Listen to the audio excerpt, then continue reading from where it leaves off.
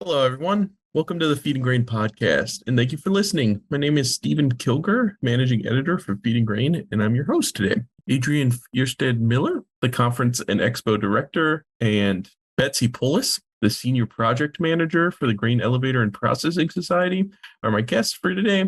They stopped by to talk about how they work on finding educational programming for their trade shows and conferences, how they balance education and network at those events, and about their upcoming leadership and Brazilian conference, VICTAM. But before we get into that, if you're listening to this podcast in a podcast app, please consider subscribing and leaving a review if you can. It really helps us out and makes it so the podcast can grow. Thank you so much again for listening. On to the conversation. Hey, Adrian. Hey, Betsy. Thanks for joining me on the Feed and Grain podcast.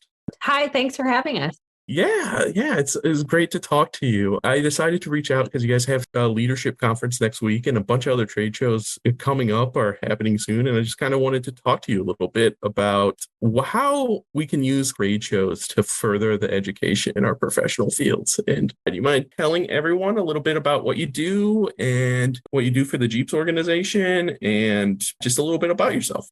I can start. So I'm Betsy Polis, Senior Project Manager with GEAPS. I've been with GEAPS for many years and played a lot of different roles. Right now, my main role is really focused on education. So I work with committees and plan GEAPS education via special events, whether that be GEAPS Exchange, GEAPS Leadership Conference, or our newest GEAPS co-hosted event, which is VICTAM Latam in Brazil. I'm Adrienne Fierstead Miller. I am the Conference and Expo Director for GEAPS. So my primary role is a lot of just overall general production for our events. I work with the different sites. I do contracting. I am sort of like the general contractor when it comes to contracting our different vendors for expo production and just general oversight. Excellent. So full disclosure, I've actually been to the leadership conference. I think it was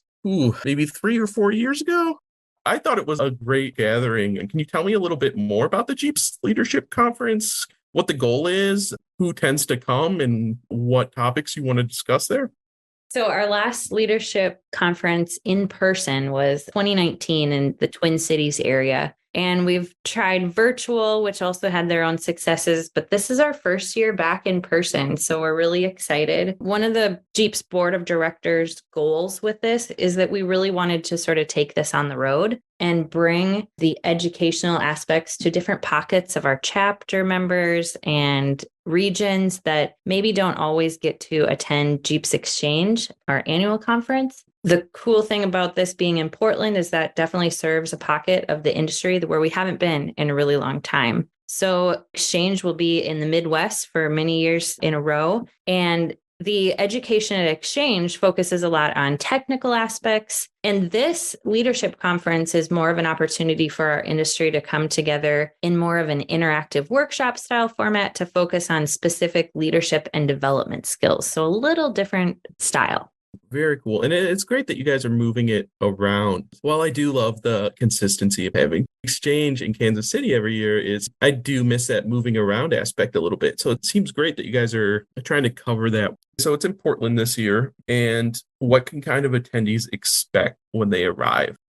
Yes. So the event is in Portland at the Holiday Inn Columbia Riverfront. We are anticipating 2 days of networking and education and interaction. It'll start out with a supplier showcase where our attendees will be able to interact with tabletop exhibitors and enjoy lunch with a full afternoon of education, followed by a day of additional networking and opportunities to see those tabletop exhibits and more education. To dive a little bit deeper into what we're offering for education, we're focusing on building leadership excellence. We really built 3 different facets off of that. So topics include things like front lines of leadership and how no other level of leadership has more day-to-day interaction than the frontline leader, and no other level of leadership has more bearing on whether a person stays, leaves, or flourishes or flounders. So we have a speaker coming in to speak on that. And we also have someone coming in to talk about proactively managing conflict and another coming in to talk about leading through change. So we're really excited about the 3 different topics. And it's not just a speaker speaking to, all 3 will be very interactive, and there'll be group discussions, tabletop activities, and case studies to go over as well. I personally like that type of learning. And it sounds like like you said, the GEAPS Exchange always has a ton of technical skills, management, kind of the day-to-day operations. It seems like it's really great that you guys are focusing on the future of these employees. What kind of goes into putting something like that together? How do you guys determine what speakers to get and what topics to cover, especially on something like that, where it seems it's going to be so much closer and so much more personal than kind of having a speaker up there on stage? Yeah, definitely. So this year we put together a specialized task force almost, or committee, where we reached out to individuals within the area. So chapter members, chapter leaders within the Portland area who were interested in helping us support the education. We also sort of did a hybrid of those individuals along with GEAPS members who are already involved and invested in the Exchange Educational Programming Committee. So they sort of understand GEAPS education and our members' needs. So by sort of combining the two together, we were really able to create a wealth of knowledge to be able to put a list of topics together that were relevant to GEAPS members in the Portland area, but across the board as well. So we're really excited about that. The other part of it is, of course, you get both education, but then you also get networking. How do you guys determine what the right balance of that is? How do you figure out how many hours should go to networking at, say, a leadership conference versus to just the education portion of it? So there are multiple factors that go into determining how many hours we devote to each component of an event. First, we look at what do we want the event to achieve, and then break it down from there. So with the leadership conference, we've got a tabletop trade show.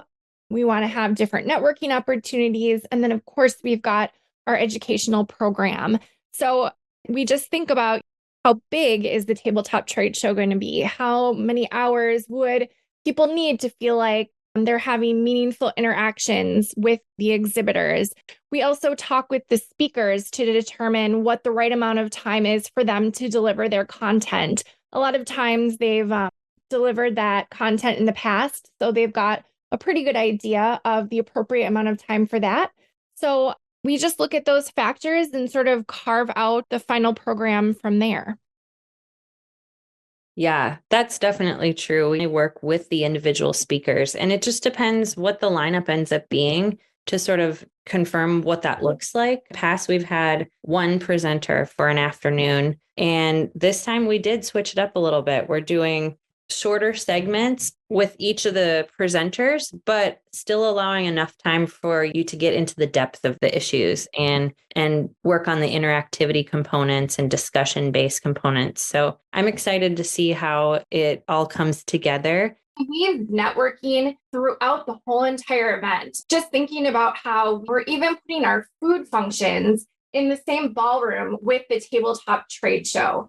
So people can go from sitting at round banquet tables, eating, having, organic conversations, to then sort of walking around the perimeter of the room and specifically visiting our vendors. We are really trying to incorporate that networking. You guys find a key to give a bunch of different types of networking? Because, not everything's for everyone. So you have your meal networking, where you can get food and go sit at a table and have a more casual chat. And then you have trade show networking, and then you have parties. You guys try to vary it so everyone can be included, or what's the goal usually with stuff like that? Yeah, I think variety is definitely key. Like you said, not everybody learns in the same way, and not everybody likes to network in the same way too. So we do think about that when we're putting on events, that we are going to have ample opportunities and, like you said, different opportunities. So people hopefully come out of it thinking they found something that they really felt comfortable with, maybe even something that stretched them a little bit. I don't know if we mentioned the exact dates of the leadership conference, and can people still register on site if they want to? The conference is June 14th through 15th. So coming up here soon, and you definitely can still register. We're accepting registrations all the way up to the event. You guys also have some other things coming up, including a really exciting thing. Can you explain a little bit more about your efforts with your showdown in Brazil and what's going on with that? Yeah, we're really excited because GEAPS is having their first South American event. It's set for October 3rd through 5th, 2023 in Sao Paulo, Brazil. The event is called Victom Latam, and it's in partnership with Victom International. So we're really excited to be bringing our members and the industry another opportunity to expand their reach. Yeah, we've got the Jeeps pavilions. We've got a certain section of the floor plan for companies that work in the grain handling and processing industry, many of whom have probably exhibited with us at Exchange in the past, and they're interested in working overseas or just sort of getting a feel for maybe what the market is like there. We've got exhibitors already signed up, and we do have some stands available still. We're looking to have more companies join us. If there's interest, feel free to reach out. And same goes for education. We are working on building an educational program for the industry in Brazil. So if you are interested in presenting, please definitely reach out as well. We have some open spots still available. Your pages on your website for both shows will be linked in the description of the podcast. Any other information, anything else I can link down there. I'll have a good time. So people should be able to find just about anything they need in the show description. So I'm going to come to kind of the crux of this entire interview. What value do you feel like going to a trade show type of education and experience offers versus, someone who could have their employee train online or go to a class for a few weeks? Because I think it really is a unique type of learning. Yeah, I can start. I'm sure we both have something to add. I would definitely say that the biggest thing we hear from our GEAPS board, attendees via surveys, things like that, is that the connections that you make at an in-person event are just so much more valuable than what can be made virtually. And that really goes a long way for GEAPS members and for anybody attending in-person events. We hear a lot of great stories about how one attendee was able to connect with another, and maybe months down the road, they remembered a conversation that they had and they reached out to that person and they helped them with a problem that they had at their facility. I think that's the biggest thing, is the connections truly can never be replicated or replaced. Yeah, and I might add something that I think is unique about trade shows versus traditional learning environments. If you're in a classroom setting, there are a lot of people who might have a question, but they feel intimidated to ask it in front of a large group. Whereas you are at a trade show, you are just having sort of a one-on-one conversation between you and the vendor. And I think it can be easier for people to get their questions answered in that kind of format. I also think with a trade show, you might not even realize what you're going to learn that day. You might sign up for a class and you know exactly what the topic is, but as you're walking through a trade show, you might just stumble upon something that piques your interest, and then all of a sudden learn about some product that might be really beneficial. And you had no clue that that day you were going to go there and glean that knowledge. So I think the spontaneity of what you could learn at a trade show is also really cool. Yeah, definitely. And I mean, I'm a weird case because I'm a journalist, but that one-on-one also goes with the education sessions. Because while you can usually ask a question during it, there's usually a question portion. You can also go up to the speaker afterwards. And I've never been to a trade show where they haven't been